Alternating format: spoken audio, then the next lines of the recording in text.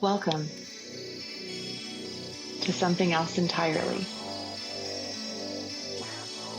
where we center the weird so we may grow stronger in spirit. Hey, everybody, on the episode. I'm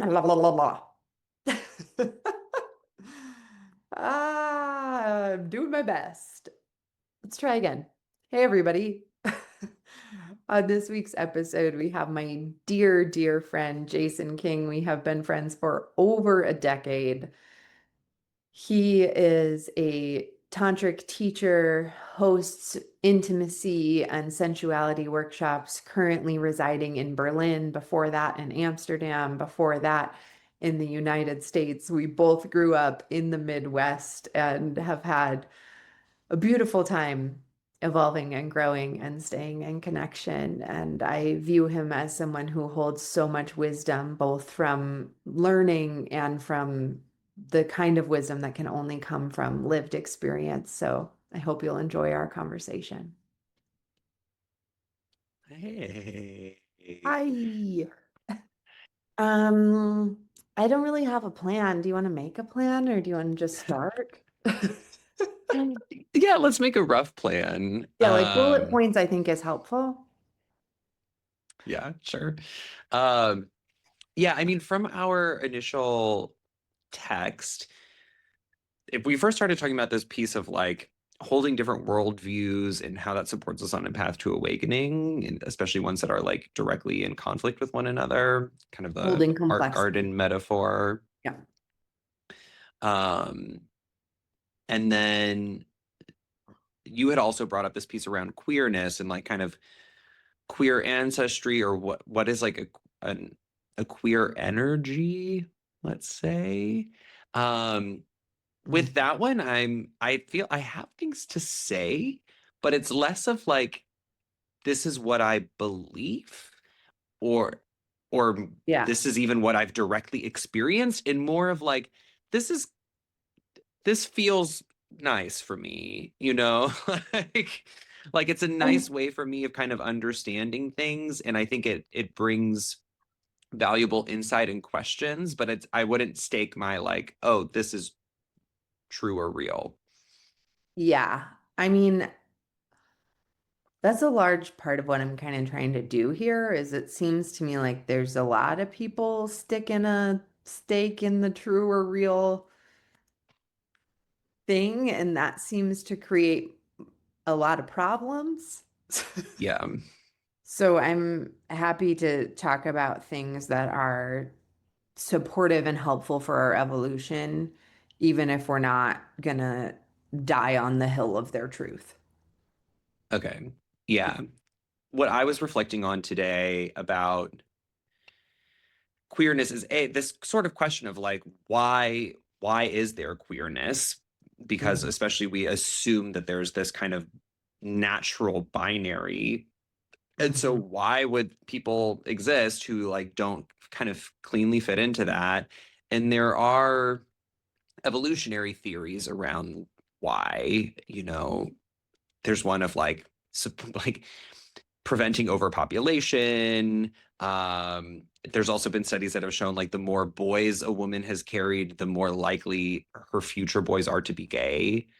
So like I have two older brothers. It's like with each boy a woman bears, the next boy has like a significantly higher likelihood of turning out gay.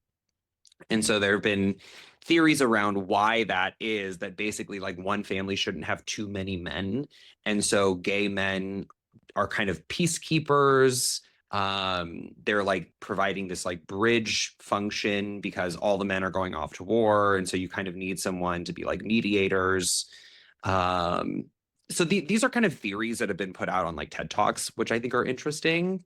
Uh-huh. But then from a spiritual perspective, um, I think there's a case to be made for diversity if you think of like a non-dual lens of perspective of consciousness, which Wait, is that, yeah, we have to pause and define terms sure. because I know people.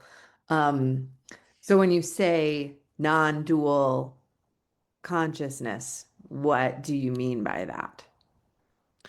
I mean, that consciousness is at the root of existence, and all living beings, all conscious beings, are expressions of one field of universal consciousness. Yes. Great. Just, Yeah, I know you and I both know what we're talking about, but I want everybody sure. to be able to come along. So if we Totally. subscribe to that, which I do. Yeah. Yeah, like my understanding from tantric non-dual teaching is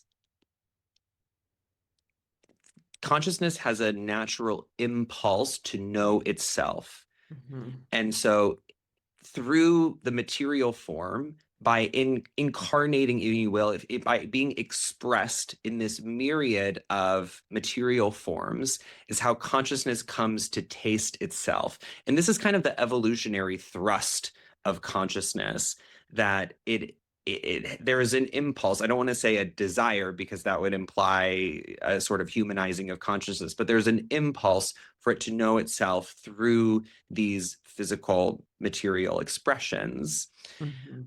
which would naturally lead to like a diversification Yes. of beings Yes. and experience. One teacher I listened to describes exactly what you're describing and calls it expansion. Like we have Yes. there is a natural tendency toward expansion. And so you will always have sometimes in the spiritual community, there can often be this view that any desire is bad. And the particular teacher I'm describing kind of I says, see. no, it's natural to have a desire because that is the nature of expansion. You don't necessarily Mm, need to be attached to it or care about the outcome, but it felt like it would resonate in the tantric origin. I don't know anything about that, but it seems like it could kind of make sense to think of that expansion desire as natural rather than yes. something we need to be really stoic and like, no, I have no desires, I have no wants, I have no wanting to expand into anything more, you know. Yes. And this is a really interesting point, and it's what separates Tantra from most other spiritual paths. In Tantra, especially Neo Tantra, like desire is seen as an expression of life force. Mhm. And so we want to actually be in tune with the fullness of our desire, especially in like the more subtle realms, because this is what enables us to get in touch with really deep aspects of ourself and to bring that forth. And Tantra really invites us into this like radical totality of life, including the expression of our desires. And of Mhm. course, you can get kind of hooked into more like addictive impulses. But if you can sense the layers of desire, you can often feel the difference between something that's kind of this craving impulse versus, as you said, this more natural desire of something to come forth. And often the more we listen and express that, the more we actually fall into alignment with, our deeper truth, let's say. Yeah. Yeah, the same teacher uses for that is the authentic expression of the soul. And Hmm. there's varying beliefs around that, but the more I reflect, I've come where I am in this moment, and beliefs change, thank goodness. Um, I do believe our soul comes here with some unique expression that wants to come forth. And then it gets kind of clouded by all these stories of you should be this or you should do that and blah, blah, blah, blah, blah, blah, blah, blah, all this noise. And then it eventually gets to a point where now we're having to sort of do the work you're describing of how do I discern craving, addiction, what my, external whoever told me I should do and be from my own authentic Yeah. expression, desire, expansion. Insert your favorite word here.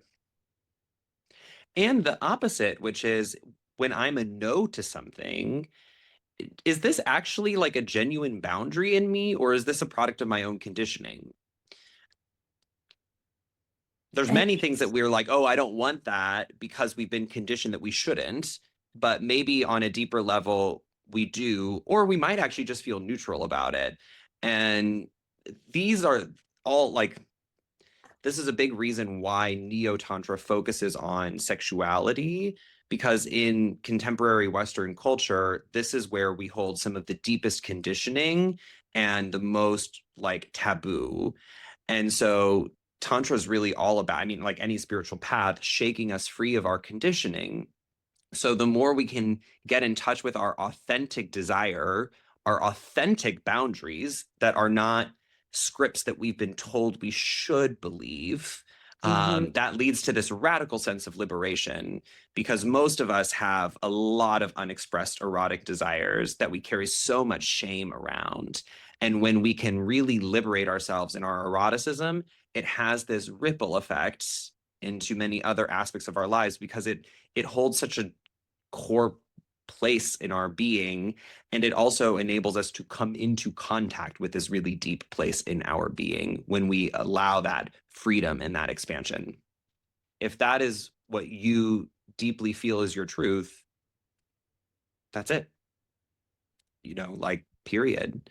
And the more you can align yourself with that truth, then you'll fall into deeper alignment with kind of your life calling.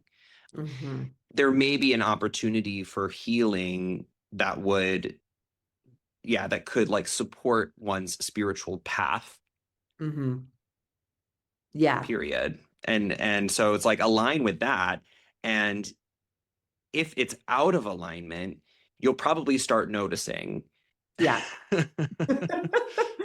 Yeah, having spent many years of my life out of alignment, I'm sure I will notice. Yep. Eventually.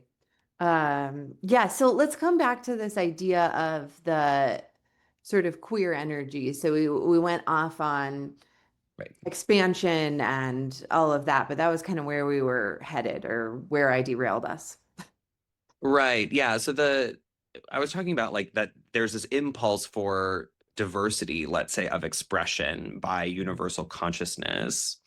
And in some indigenous cultures, traditional cultures around the world, queer people who are like of a third gender have often had like special roles in society, and were often seen as medicine people or healers, or having kind of special access to the spirit realms. And I think one kind of interpretation of that could be that it is this like evolution of consciousness, that it continues expanding. And then it's like, oh, there's this emergence of something that helps, expand, that brings this expansive, generative energy. Yeah. And what I think is interesting is like, no matter how much mankind has tried to stamp out queerness, it just keeps coming, and there is like a thrust of this won't be stopped. And so I think there's this interesting thing of like, what is the impulse behind that? You could see it from an evolutionary lens, but I think you could also see it through a spiritual lens. Yeah. That kind of comes back to this idea of holding complexity.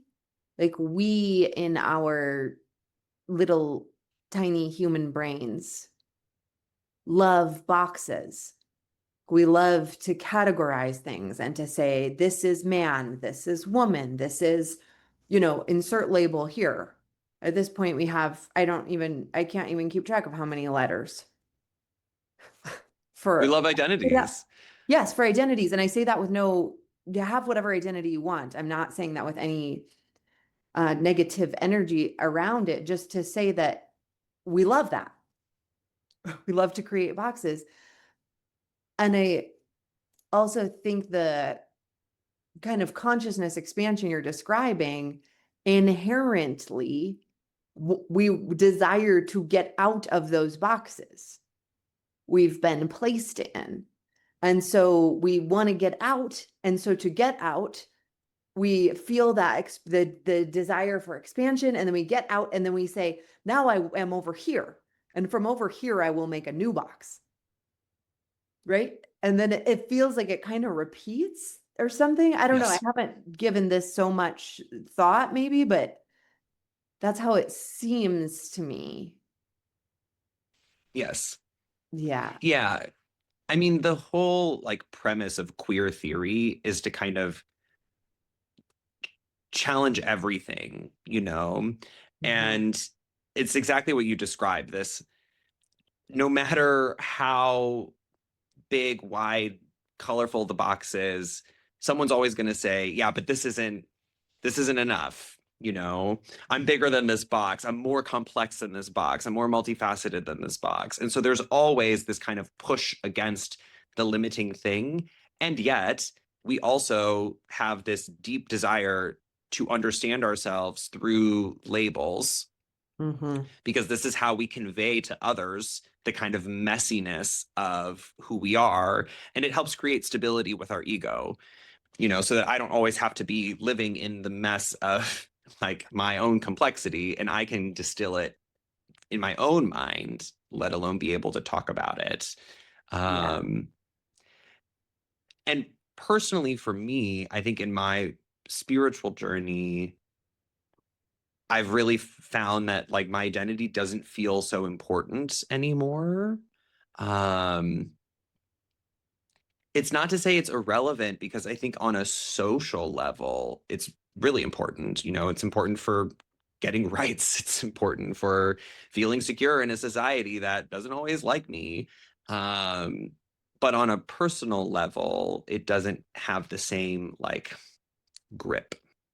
Yeah. Yeah. It reminds me of this thing I read recently, which this is fresh. So as I describe it, I want to say that I don't know where I stand on this yet, but I thought it was interesting. So I'm going to share it, and that it may provide thought for other people.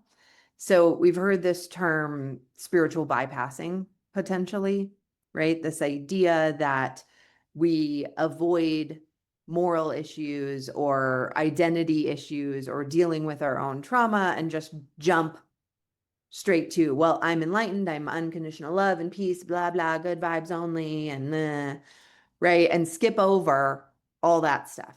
So that would be spiritual bypassing. And I was reading a book recently, and the author was saying, yes, that is definitely true. That's something that happens. But then also said, by definition, that means moral bypassing must also exist, where it would be the inverse of that situation, where we're so stuck in dissecting our identities and fighting about moral things and doing all this stuff that we're completely skipping over any spiritual sameness or like soul level resonance, or that there could potentially be anything the same Uh, about someone on the left or the right, or someone with identity A or identity B, or so on. And so, again, I don't know where yeah. I stand on this, but it was a term I had never heard before. And I've thought about it some since, just that I don't know what to make of that, but I thought it was worth speaking to because I think it's an interesting idea, particularly within the academy where I'm the most familiar. Mhm. It's sort of, it's forbidden to say anything spiritual, really, but where it's totally, within the bounds to critique, reduce, create new boxes, create new labels, all of that is more than welcome.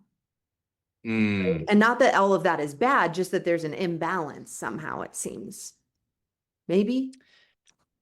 Yeah, I mean, my experience of the academy is that it thrives on concepts, and so much of spiritual experience is immaterial, you know, and especially when you get into psychology or like depth psychology, you know, you have Jung out there who's, you know, proposing that we have a collective unconscious and that these things called archetypes exist, and that there are schools of psychology that accept that.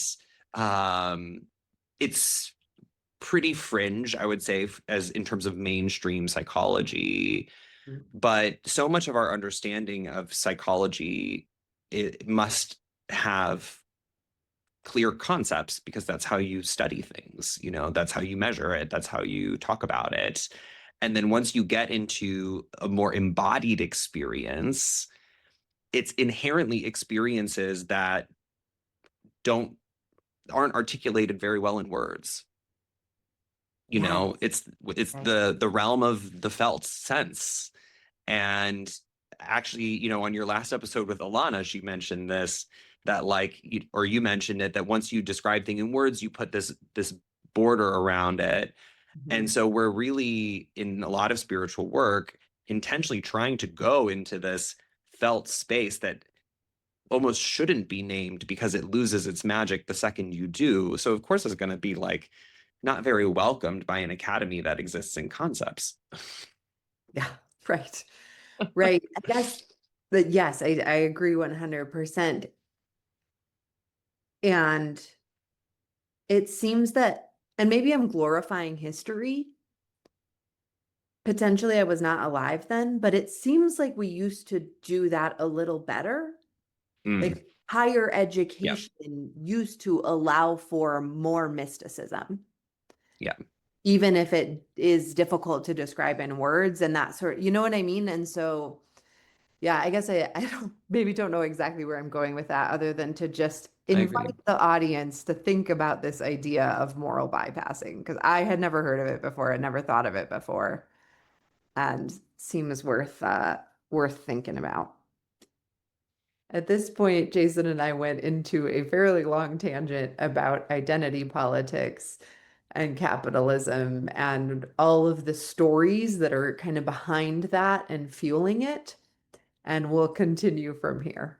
It seems to me, at least the young people in my classroom are not buying this story anymore. Like they're not, you know, and so I hear what you're saying, but then on the other side, I do think people are kind of in some way snapping out of it. There's like a whiplash from that. So I'm not saying it's, oh, everyone's awakening and there's a shift in global consciousness and everything's going to be okay. I'm not necessarily saying that. Like, going through what is required is going to be ugly and terrible, and I'm not denying any of the horror. And it does seem, even just in watching college students for the last 10 years, like I've been doing, the amount now who seem to be like, no, I'm not playing this game, is much higher than it was 10 or 12 years ago. Cool. So I need to hear that. I'm going to set a little reminder to just play back your voice. And I'm an N of one. I have to acknowledge that too, right? Like over in a different classroom, it might get totally different data, but that's how it seems to me. What were the other things on our list, if we're going to try to like reel it back in here? Yeah, kind of the last piece with queerness is more of this exploration of, let's say, what's like the special medicine that queer people have to bring to the world. And I do think that there's a bridging of the masculine and feminine poles, let's say. And so that offering more expansion, as you said, offering more freedom. I'm seeing more and more people who previously identified as cis straight folks starting to kind of deconstruct their own masculinity and femininity, maybe exploring bisexuality, pansexuality, polyamory, you know, is on the rise. And this is like a fundamentally queer thing. And so I think that's kind of interesting, the way it's like cracking open these like really intense molds that we've had of what it means to be a man or what it means to be a woman. Mm. And I think that my feeling is like energetically, queer people have kind of a unique opportunity to really embody the fullness of masculinity and femininity, which is not to say that someone should, because there's very masculine gay guys out there, and there's very feminine lesbians. But I do think that there's the possibility of this really rich embodiment of both, which I think can bring like a unique healing to the world because we Yeah. have so much wounding from the other. And I have some examples of how I've seen this play out. Yeah, I would love to hear some examples. You're reminding me of a couple people I've spoken with recently who were like very, I don't know, aggressive is maybe too strong a word, but clearly distraught about the kind of rise of queer energy, so to speak, and seemed really having kind of beliefs of like there is a divine masculine and there is a divine feminine. And, and I'm like, yes, both. That's all true. Yes, the rising, the increase of queer energy and expansion and propulsion toward diversity. And also, there's a divine masculine and a divine feminine. And we all have within our unique soul composition some mix of all of these things. And we're just in our feeble human minds and hearts trying to sift through it and see. And there's no harm in that. I don't, like we don't have to get all up in arms about what your genitals are and therefore this means something about your soul composition. Just relax. People will get there. We'll figure it out. And when people are sifting and sorting through it, and I think that's a beautiful thing to do. Yes. Okay, and that's it. We are out of time. What an abrupt ending. I hope you enjoyed this episode. I do want to give a little disclaimer here saying I don't study queer theory. I don't study gender identity. I am interested in consciousness. And so this was a conversation between two friends about this idea of queer energy and expansion and the authentic expression of our souls and what that creative force that lives in all of us, what that can feel like when it comes through and is expressed. And so I encourage you to just spend some time feeling into that and letting it move through you. And on the next episode with Jason, you'll hear some more about the power of movement and how good that can feel and what it can do to light up our souls. So that's all. From my heart to yours, thank you for tuning in to something else entirely.